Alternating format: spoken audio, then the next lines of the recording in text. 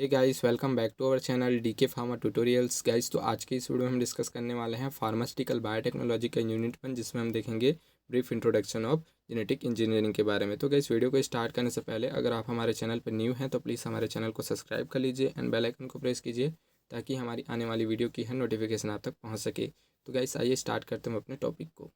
तो guys, genetic engineering basically 2 word से मिलकर बना है। जेनेटिक मतलब जिन से रिलेटेड हो गया, एंड इंजीनियरिंग मतलब इंजीनियर क्या करते हैं गाइस, आपको पता है वो किसी भी चीज़ का क्या कहते हैं कंस्ट्रक्शंस करते हैं, जैसे कि बिल्डिंग हो गया, रोड हो गया, कोई भी मशीन्स हो गया, और बहुत सारे कंस्ट्रक्शन वर्क जो है वो इंजीनियर के थ्रू किया जाता है। तो हम यहाँ पे क्या करेंगे, किसी भी जीन्स के स्ट्रक्चर में उसमें अल्ट्रेशंस करके, उसमें मॉडिफिकेशंस करके एक न्यू कैरेक्टरिस्टिक के ऑर्गेनिज्म को क्रिएट करते हैं। तो उसी चीज़ को हम बोलते हैं जेनेटिक इंजीनियरिंग। ठीक है, तो हम सबसे पहले समझते हैं कि जीन क्या होता है।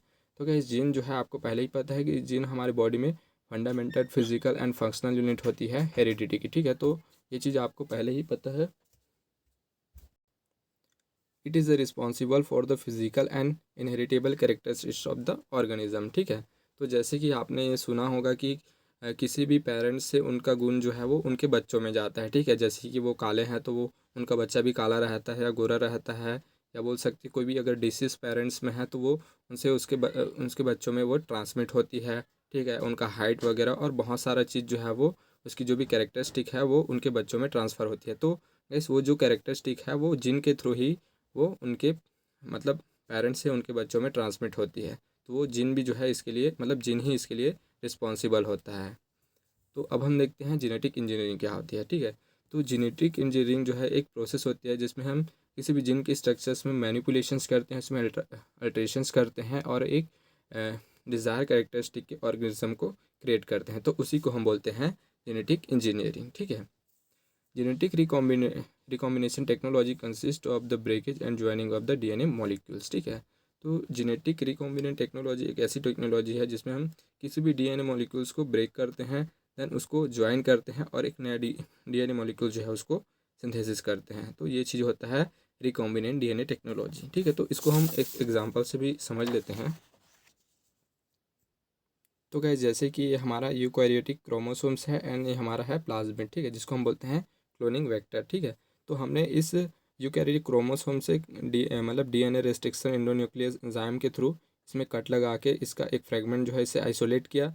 देन हमने इसको क्या किया, इस हमारा जो प्लाज्मिड है या क्लोनिंग वेक्टर है इसमें इसको इंट्रोड्यूस किया। देन हमने इसको डीएनए लाइगेस एंजाइम के थ्रू इसको लाइगेटेड कर दिया, जिसके कारण हमको एक रिकॉम्बिनेंट वेक्टर जो है वो ऑब्टेन हुआ। देन इस रिकॉम्बिनेंट वेक्टर को हम क्या करते हैं कि हमारा जो भी होस्ट सेल रहता है उसमें इंट्रोड्यूस करते हैं, जिसके कारण हमको नंबर्स ऑफ जो है रिकॉम्बिनेंट डीएनए जो है वो ऑब्टेन होता है। तो इस तरह से इसका प्रोसेस होता है गाइस। तो आई होप सो ये क्लियर हो गया होगा आपको। देन अब हम देखते हैं genetically injured DNA prepared by the transplanting और splicing gene from the one species into the cell of the host organism of a different species। ठीक है, तो जीनेटिक इंजीनियरिंग डीएनए टेक्नोलॉजी एक ऐसी टेक्नोलॉजी है जिसमें हम किसी भी हमारा जो भी जेनेटिकली इंजीनियर्ड जो डीएनए है उसको जीन में स्पाइसिंग करके, ठीक है, देन उसको हम क्या करते हैं, उसको स्पाइसिंग करेंगे सबसे पहले। देन हम उसको एक स्पीसीज से किसी भी अदर होस्ट में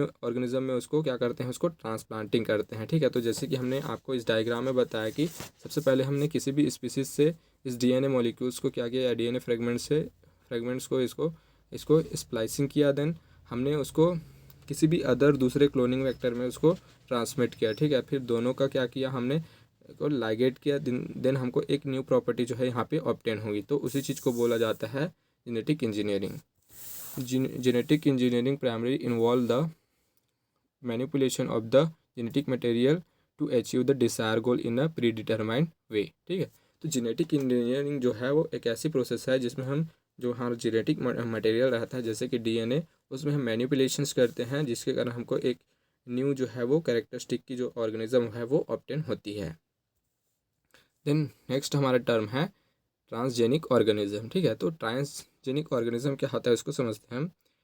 If genetic material from the another species is added to the host, is the resulting organism is a called transgenic organism। ठीक है, अगर हम किसी भी जेनेटिक मटेरियल्स हो गया वो हम किसी भी अदर ऑर्गेनिज्म से किसी भी होस्ट ऑर्गेनिज्म में उसको ऐड करते हैं, तो उसी चीज़ को हम बोलते हैं ट्रांसजेनिक ऑर्गेनिज्म। मतलब उस ऑर्गेनिज्म को हम ट्रांसजेनिक ऑर्गेनिज्म बोलेंगे। जैसे कि हमने किसी भी जीन को किसी भी कुत्ते में इंट्रोड्यूस कराया, ठीक है, तो हम उस कुत्ते को बोलेंगे transgenic organism.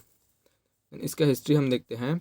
In 1973 Herbert Boyer and Stanley Cohen create first transgenic organism. तो इन्होंने सबसे पहले 1973 में फर्स्ट ट्रांसजेनिक ऑर्गेनिज्म को प्रिपेयर किया था by increasing the antibody resistance gene into the plasmid of the E coli bacterium, ठीक है। तो उन्होंने ई कोलाई बैक्टीरिया के प्लाज्मिड में एंटीबायोटिक रेजिस्टेंस जीन को इंट्रोड्यूस कराया था और एक ट्रांसजेनिक ऑर्गेनिज्म जो है वो प्रिपेयर किया था। तो ये है इसका हिस्ट्री। देन गाइस सब हम देखेंगे कि जेनेटिक इंजीनियरिंग के लिए हम कौन कौन से अदर टर्म यूज़ करते हैं, ठीक है। Other term use for the genetic engineering, ठीक। तो सबसे पहले है रिकॉम्बिनेंट डीएनए टेक्नोलॉजी। तो हम यहाँ पे हमारे गाइस यूनिट 3 में भी दिया गया है एक टॉपिक रिकॉम्बिनेंट डीएनए टेक्नोलॉजी। तो गाइस ये सेम टॉपिक ही आपको कवर करना है दोनों में, genetic engineering and recombinant DNA technology, ये दोनों एक ही चीज़ है। Gene manipulations, gene cloning, genetic modifications and new genetics, तो ये कुछ अलग नेम हैं जेनेटिक इंजीनियरिंग के, ठीक है। तो इनसे भी इस क्वेश्चन को पूछा जा सकता है कि जेनेटिक मॉडिफिकेशंस क्या है, जीन क्लोनिंग क्या है, जीन मैनिपुलेशंस क्या है, तो इनके नाम से भी इसको पूछा जा सकता है।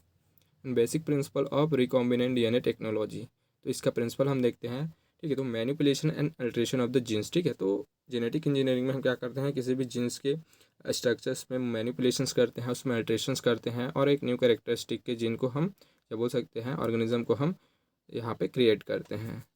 Artificially copy a piece of DNA from the organism and joining this copy of DNA into the DNA of the other organism, ठीक।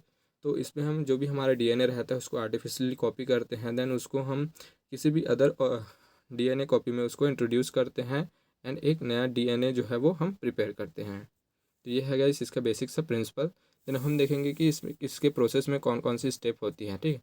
तो सबसे पहले हम क्या करते हैं, उसका आइसोलेशंस करेंगे, देन सेकंड कटिंग करते हैं, देन उसको इंसर्ट करते हैं किसी भी अदर ऑर्गेनिज्म में, देन ट्रांसफॉर्मेशन किया जाता है, उसका प्रोपगेशन किया जाता है एंड एक्सप्रेशन। तो ये इसके प्रोसेस हैं। तो गैस इसके प्रोसेस को हम डायग्राम के थ्रू एक बार और फिर से समझ लेते हैं। तो सबसे पहले हम क्या करते हैं, किसी भी यूकैरियोटिक क्रोमोसोम से डीएनए फ्रेगमेंट्स को हम क्या करते हैं, रिस्ट्रिक्शन एंडोन्यूक्लियस एंजाइम के थ्रू कट करते हैं। देन हमारा इसमें हमारा क्लोनिंग वेक्टर होता है जिसको हम बोलते हैं प्लाज्मिड। तो हम इस प्लाज्मिड में रिस्ट्रिक्शन एंडोन्यूक्लियस एंजाइम के थ्रू इसमें कट करते हैं। देन हमारा जो आइसोलेटेड जो डीएनए फ्रेगमेंट रहता है उसको हम इस क्लोनिंग वेक्टर्स में या प्लाज्मिड में उसको लाइगेटेड करते हैं डीएनए लाइगेट एंजाइम के प्रेजेंट में। तो ये डीएनए लाइगेज क्या करता है कि जो भी हमारा डीएनए फ्रेगमेंट रहता है ये इसको इसमें ज्वाइन करता है और इसको इंटीग्रिटी प्रोवाइड करता है, जिसके कारण हमको रिकॉम्बिनेंट वेक्टर जो है वो ऑब्टेन होता है। देन हम इस रिकॉम्बिनेंट डीएनए वेक्टर्स को किसी भी होस्ट सेल में इसको इंट्रोड्यूस करते हैं जहाँ पे उसका प्रोपगेशंस किया जाता है, ठीक है। वहाँ पे उसका ट्रांसफॉर्मेशन होता है और हमको नंबर्स ऑफ रिकॉम्बिनेंट डीएनए जो है वो दिखाई देता है, ठीक है। तो इस तरह से इसकी प्रोसेस होती है। Then molecular tool of genetic engineering, ठीक है। तो हमको जेनेटिक इंजीनियरिंग के लिए कौन कौन सी चीज़ों की ज़रूरत होती है उसको हम देखेंगे इसमें।